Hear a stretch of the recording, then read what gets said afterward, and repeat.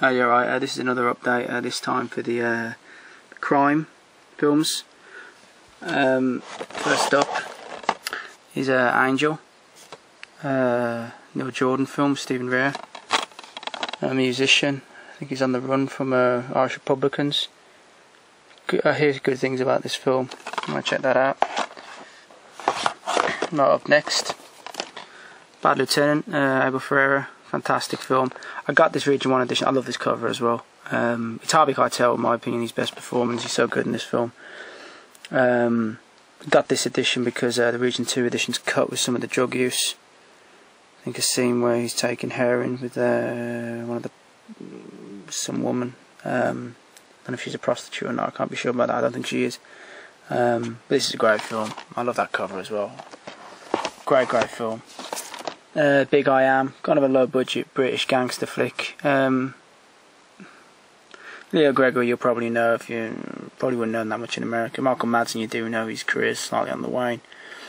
The guy in the middle there, Vincent Reagan, you'll know him from 300, Troy, Clash of the Titans, the remake. Hell of a good actor, doesn't deserve to really be in these low budget films. He's a real good actor. And talking to Vincent Reagan again, he's in this Bonded by Blood. There he is there again. He really doesn't deserve this one.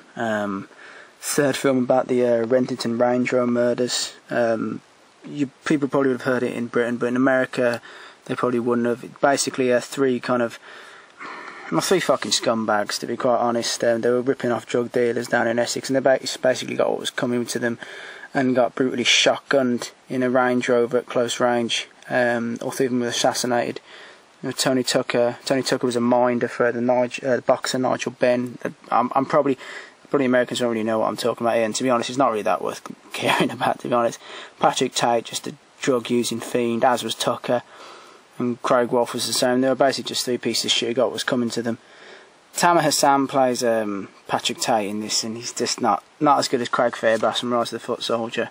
And then again, Terry Stone playing Tony Tucker again for the second time. The only guy who really comes off of anything good, remotely kind of interesting, this is Neil Maskell. He's from Football Factory. His performance as Craig Rolfe is really good, but it's just not that great. I mean, it's good for a laugh. It shouldn't be. I found it funny, but it shouldn't be a laugh. Kind of avoid, unless you can pick it up real cheap. Two films here. Brother 2, Russian gangster films. I've heard real good things about these. I wanted to pick them up for a while. Chechen war veteran, joining the Russian mob as a hitman. Look forward to watching them. Charlie Valentine, it's got a good cast, looks interesting. Raymond J. Barry, good actor, hell of a good actor. James Russo as well, you might know him from in a few gangster flicks. He's Donnie Brasco, you might know him as Sonny's kind of second in command, Sonny Blacks. Tom Berenger, great actor, deserves to be in a lot better films, you know. I'm not saying that film ain't good, but you know some of the shit he's been in, Christ. This is John Leguizamo film. I like John Leguizamo. This is Chronicas, set in Ecuador. Hear good things about this. Yeah, definitely want to check that out. Up next is the Canadian release. I don't think it was filmed in Canada, but I don't know for certain. Dog Pound, basically a semi-remake of Scum. Really good film. If you've seen Scum, you should watch this. It's really good. I think they've changed.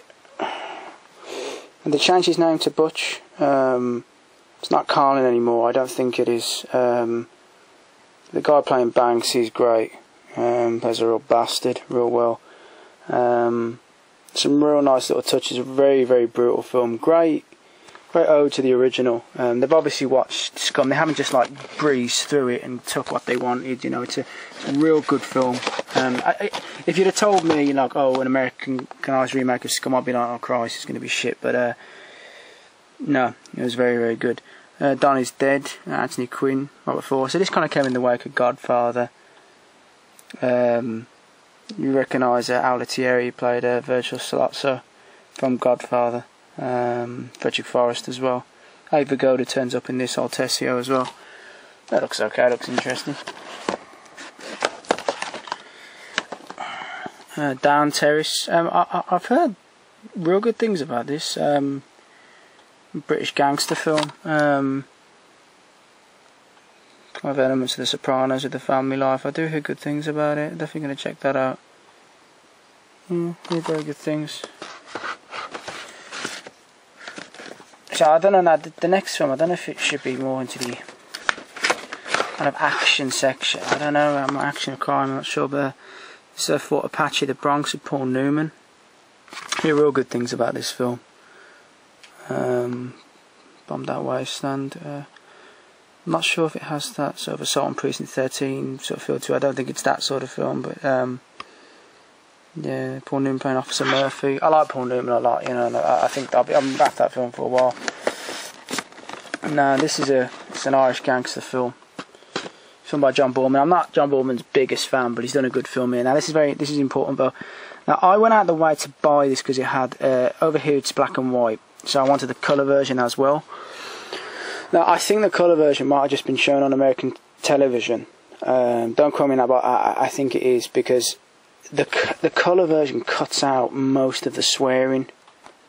Nearly all fucks are turned to frig and other kind of more kind of words we'd use in the British Isles are kind of cut, because I'm not sure if Americans would have got some of the words, particular words like bollocks. That word seems to be kind of omitted kind of slightly. But it's a really, really good film. So, you know, if any British guys are kind of going out their way to get the colour version, don't bother, because I mean this is pretty expensive as well. And you know, I like the black and white version kind of better. But it's a great film based on Martin Cahill, the General's life. Probably paint him in a bit of a great light. I mean, Brendan Gleeson's great as him, but I mean, there's no doubt he was probably a cold-hearted murdering bastard in real life, and I think they portray him just a bit too nice, but it's still very good. Guy, I've got this already. I had a Dutch release of this, but I wanted the American one mainly for subtitles. I love my film with subtitles. I find it easy. I can just follow it with. This is a really underrated gangster film. I think the whole cast is great. I think Amana Santi's guy is fantastic. William Forsythe, he's pretty good as Sam in the Bull Gravano as well. I really like this film. I always have had this on VHS way back in the day. I really, really liked that film a lot. Coming up next is, I have to kind of steady myself, because this film is, if there was a section where I could put shit films, it would probably be it. This is Green Street 2, Stand Your Ground. I got this dead cheap. What I might do is I might end it on this, perhaps. I might end it on one more, because I want to kind of do both of them, kind of two sections, like 10-minute long. This is a sequel to Green Street. I've already told you how much I hate that film. Apparently the GSC or the West Ham lads are gone to prison, or they're facing their arch enemies, Millwall. And the problem I have with this film is it's so obviously filmed in America. Just the kind of Latinos kind of going around with like tats and that. I mean, I've got nothing against Latinos with tattoos, but you wouldn't really get it in a British prison, if you know what I mean. And it's so obvious they're working for budget, so they've done it in the States. But I have to say, it's so shit, I find it entertaining. Graham McTavish is the Millwall leader. Some of the shit he comes out with, it's totally ludicrous. And then again, the first one was as well. I mean, anyone with the right mind who knew anything about, well, the subject would know what a pile of shit it is. But if you can pick this up cheap, as in 2-3 quid, yeah, get it, because it's a good laugh. It's fucking mad. It's a good laugh. And I'll probably end on this film, the Grissom Gang. Kim Darby, Scott Wilson. Heard real good things about this film. Kind of 30s gangster film. Very grim, apparently. Yeah, I hear it's a real good film. I'm trying to look at it now. Yeah, okay, I'll do one more, then I'll kind of end it. I'm just doing the 10-minute thing. This is H3. This is based on the IRA hunger strikes of '81. Here this is pretty good, set in the Maze prison. I got a pretty decent cast. Probably the only one familiar to me is probably Dean Lennox Kelly's out of Shameless. I'm not a fan of Shameless at all, but I recognise the name. And yeah, definitely want to check that out. So that's the end of the first part of the crime, and I'll do a second one shortly. Cheers.